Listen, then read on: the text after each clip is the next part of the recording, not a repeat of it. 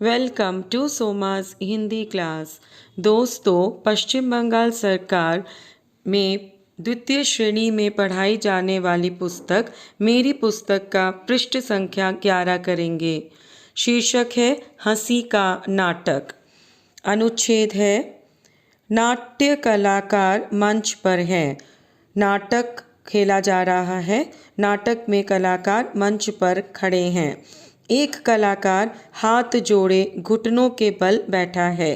दूसरा कमर पर हाथ रख कर अट्टहास कर रहा है।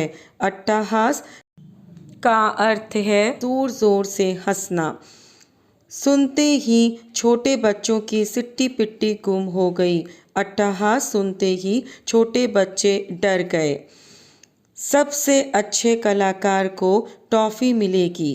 यह नाटक हमारे पाठ्य पुस्तक में नहीं है। पाठ्य का अर्थ है जो पढ़ाया जाने योग्य हो।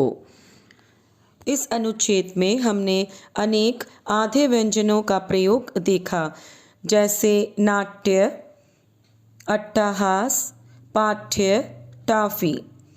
चलो अब ऊपर के रंगीन भागों को अलग करके देखें। ट्य आधा ट जमा य, ट आधा ट जमा ट,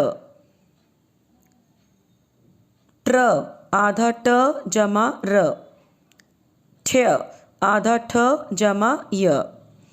आओ इसी तरह के कुछ नए शब्द और सीखें। ट्यूलिप, ट्राम, पट्टी, अपाठ्य। गोल घर से अक्षरों को लेकर खाली जगहों को भरो। 1. लत्ती से ल दिया गया है, फिर डैश घुमाते हैं, तो ल में हम लगाएंगे टू। आधा ट पूरा ट में बड़ी उ की मात्रा, तो बनेगा लट्टू। लत्ती से लट्टू घुमाते हैं। नंबर 2, नाटक लिखने वाला ना डैश कार है। ट्य लगाएंगे आधा ट य, तो बनेगा नाट्यकार। नाटक लिखने वाला नाट्यकार है। 3. हावड़ा से डैश न द्वारा मधुपुर जाएंगे। यहाँ ट्रे लगाएंगे तो बनेगा ट्रेन। हावड़ा से ट्रेन द्वारा मधुपुर जाएंगे। 4. मेरी पुस्तक हमारी पा डैश पुस्तक है।